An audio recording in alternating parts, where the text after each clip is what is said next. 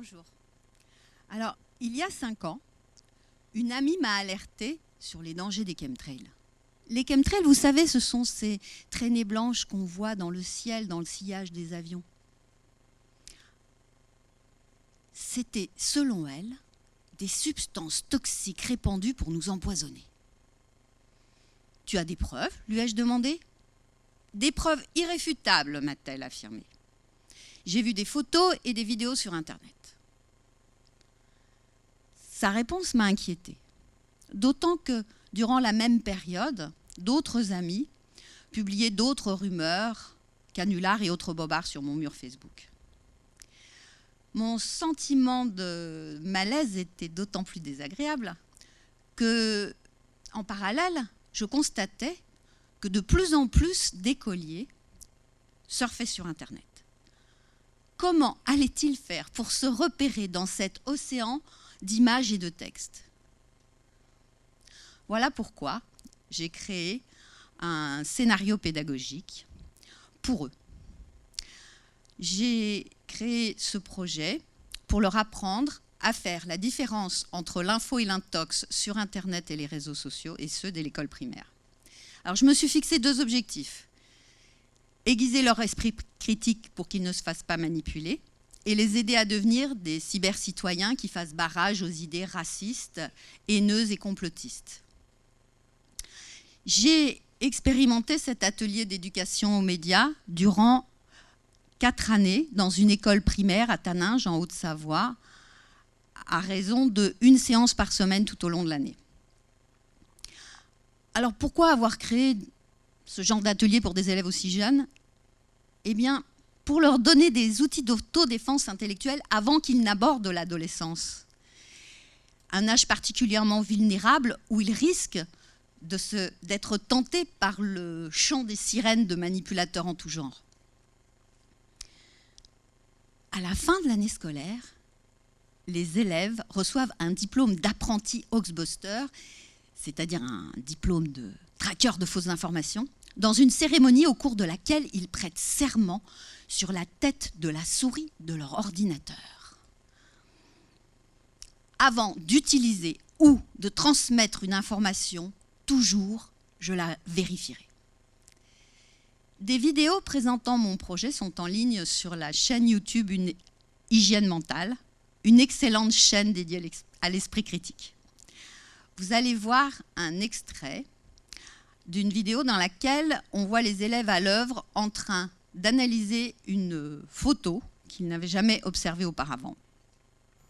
Une photo qui avait circulé pendant l'Euro 2016. Qu'est-ce que vous pensez de cette image? C'est toute récente. C'est faux parce qu'on voit que l'homme qui est en bleu avec une pelle, on dirait qu'il vole. Enfin, le pied n'est pas bien posé sur la marche, on dirait que son pied il est coupé en 2. Parfait, c'est parfait. Tu sais qu'il y a un journaliste de RTL qui s'est fait avoir par cette image. Absolument, je te félicite, vraiment, du premier coup. Tu vois, c'est la première fois qu'ils visionnent cette image. Ils ont trouvé tout de suite. Bah alors là, félicitations. Alors, moi, je sais pas si j'aurais deviné tout de suite. Parce qu'il y a eu des attaques à cause des supporters d'un match de foot et en plus on pourrait y croire. Et surtout aussi là, le 17. Vas-y, Donc là, on voit que le 17 là, ça rentre et là on voit que c'est derrière. Carrément, là, la jambe elle est devant. Par-dessus, là on voit que c'est devant et là on voit que c'est ici là. Il a la main derrière que là, enfin ici normalement, enfin lui il a pas la main sur l'épaule du. Et surtout là, si le bras il serait au même niveau que les autres, et ben on verrait un peu entre les jambes du bonhomme. Ouais, il passerait là. Ouais. Bien, vous êtes fort pour voir les images. Alors maintenant, comment se déroule mon scénario? Première étape. Pour reconnaître une fausse information, il faut d'abord comprendre ce qu'est une vraie info, observer la différence entre publicité et rédactionnel, explorer les différents médias et le métier de journaliste. Alors pour se faire une idée du métier de journaliste, rien tel que de rédiger soi-même des articles et aussi d'interviewer des journalistes. Mais pour comprendre la difficulté de transcrire la réalité qui est complexe, Les élèves abordent les notions d'objectivité et de subjectivité à travers des jeux de rôle. Alors certains élèves se mettent dans la peau de journalistes, d'autres dans la peau des personnes interviewées. Et ils réalisent que les témoignages peuvent être contradictoires, souvent d'ailleurs. Exemple, un accident de voiture dans le centre du village. Un mort, 2 blessés selon un policier, mais un témoin a vu 3 morts. Il y avait du sang partout, il n'en démord pas. Qui croire? Est-ce que tous les témoignages ont la même fiabilité? Les élèves constatent ainsi l'importance de recueillir les différents points de vue des protagonistes impliqués dans un événement pour avoir des éclairages différents de la réalité, mais également l'importance de faire la différence entre une opinion et un fait que l'on peut prouver. Autre exemple d'impro, une manifestation contre la chasse. La manif est un succès selon les uns et un échec selon les autres. Là encore, qui croire? Et que penser d'un journaliste qui ne rapporterait qu'un seul point de vue? Et si ce journaliste est lui-même chasseur ou écologiste? Est-il facile pour lui d'être objectif? Et d'ailleurs, est-ce que l'objectivité existe? Surtout sachant que nous avons tous tendance à ne nous intéresser, à n'écouter, à ne partager que les informations qui vont dans le sens de nos opinions. Un travers qui s'appelle le biais de confirmation.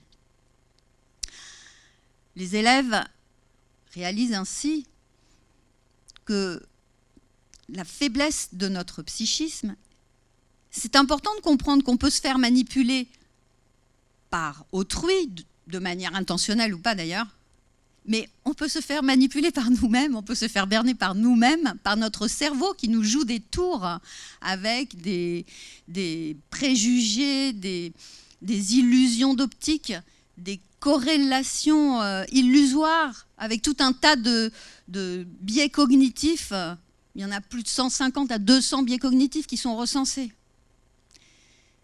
Distanciation et esprit critique sont nécessaires pour aborder une information et se forger sa propre opinion.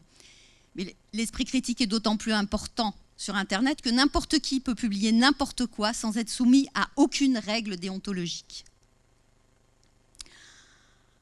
Dans une deuxième étape, les élèves se transforment en petits détectives du web. Pour mener leurs investigations, ils découvrent le fonctionnement des moteurs de recherche, ils dissèquent les contenus, ils décortiquent les informations, ils remontent jusqu'à la source de l'information en identifiant qui a écrit l'article, sur quel site, à quelle date. Est-ce un site d'information fiable? Est-ce un site dans lequel travaillent des journalistes professionnels? Est-ce un site parodique? Ou est-ce un site plus ou moins douteux, coutumier des fausses informations qu'on appelle un Fox maintenant?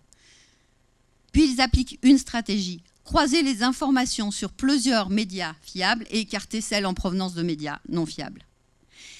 Et si l'information provient d'un site fiable et que le journal est reconnu, à quoi bon croiser l'information?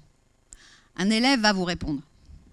Enfin, si je connais le journal d'où est extrait l'information, j'ai pas besoin de vérifier, puisque je connais mon journal.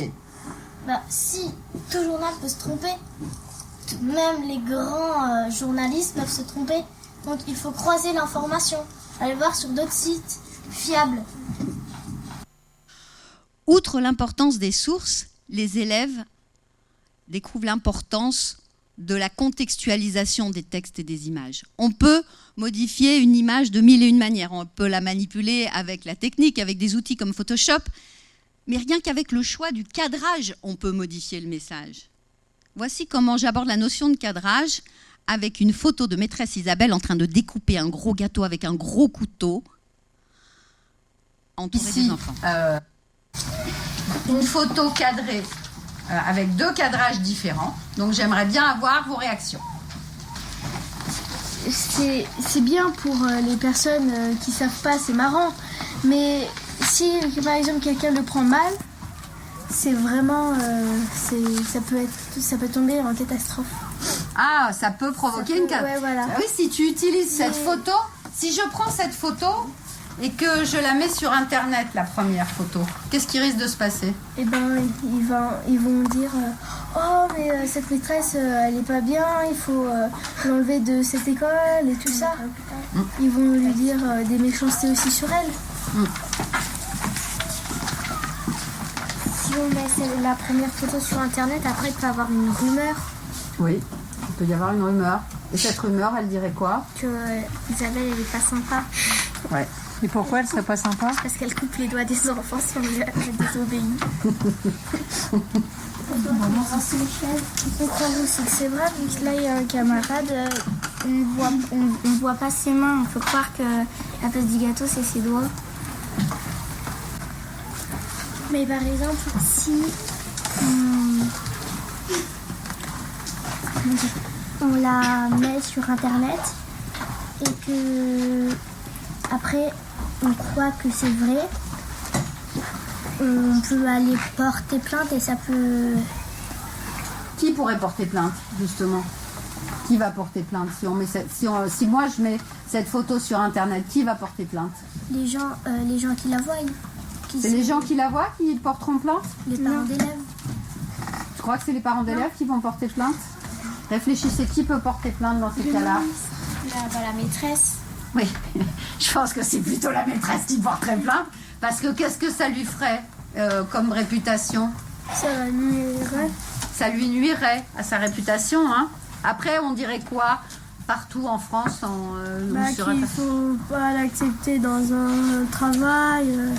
Voilà, après, elle serait pauvre, parce qu'elle ne pourrait plus gagner sa vie. Bah oui. On peut mentir sur la légende d'une photo, on peut mentir sur l'histoire de cette photo. Qui l'a prise? Où? Quand? Comment? Pourquoi? D'où l'intérêt de savoir analyser les détails d'une image et de savoir utiliser des outils comme Google Maps et Street View pour repérer où la photo a été prise, et de savoir utiliser des outils comme Google Images ou TinEye pour retracer les origines et le parcours d'une image sur la toile. Voici une petite démo avec un élève qui va vous débunker cette photo. Elle expliquait qu'il y a une photo d'une fille et ils ont menti sur la date et le lieu. La date et le lieu de quand ils l'ont fait et où ils l'ont fait. Donc ils ont dit qu'elle a été faite en Ukraine pendant la guerre. Et en fait c'était pas du tout vrai, c'était en Australie, ils l'ont fait en Australie et c'était même avant la guerre en Ukraine. À votre avis, on utilise des images d'enfants dans des films, des photos? Pour que ça fasse encore plus pitié et que les gens ils croient que c'est encore pire si c'est des enfants ou des adultes. Donc on veut toucher quoi? Le cœur. Le cœur. Très bien. Alors on fait clic droit, on va sur copier l'adresse de l'image. Bon, c'est fait. Maintenant on va dans un nouvel onglet, on marque Google Images.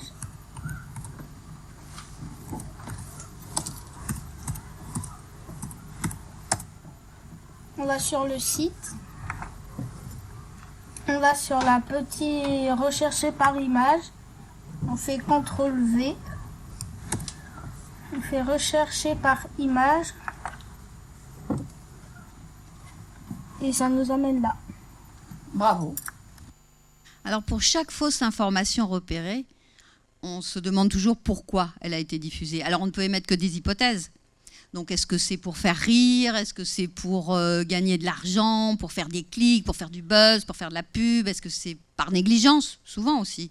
Est-ce que c'est pour convaincre ou alors est-ce que c'est pour nuire?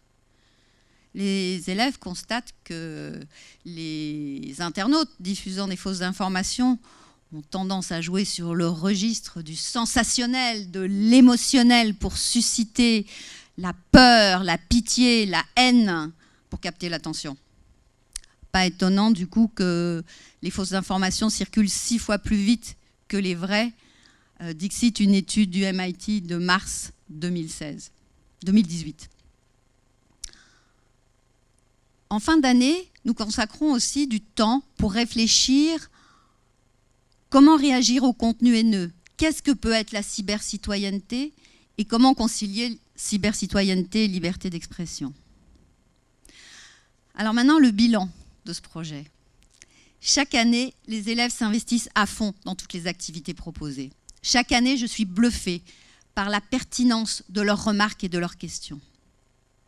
Comme des grands, ils raisonnent, ils débattent, ils argumentent, ils créent des contenus, ils créent des articles, voici un journal, ils créent des vidéos, ils font des reportages photos. Taninges est le plus beau village de France. Mais Taninges est le plus laid village de France, sans montage. Hein. Et puis aussi, ils créent des posters, une exposition virtuelle de posters en fin d'année avec des conseils pour surfer sur Internet. Alors, premier conseil qui va apparaître, il faut penser à croiser les informations sur plusieurs sites.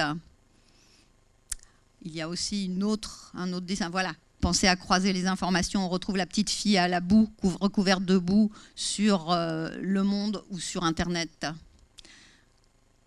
Pensez à aller dans les mentions légales, qui sommes-nous à propos, pour vérifier l'identité, enquêter sur l'identité du site que vous visitez. Pensez à utiliser Google Images, dont voici le mode d'emploi. Méfiez-vous des sites complotistes. Pensez à utiliser Décodex, un outil créé par les décodeurs du monde pour vérifier la fiabilité des sites d'information. Et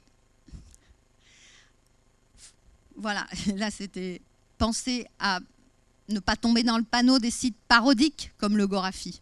Et puis ce dernier dessin que je voulais vous montrer parce que c'est mon préféré qui va arriver, qui est faisons tous barrage aux fausses informations, devenons tous des chasseurs de fausses informations comme ce Hoaxbuster qui fait barrage de son corps à une rumeur à tête d'Illuminati.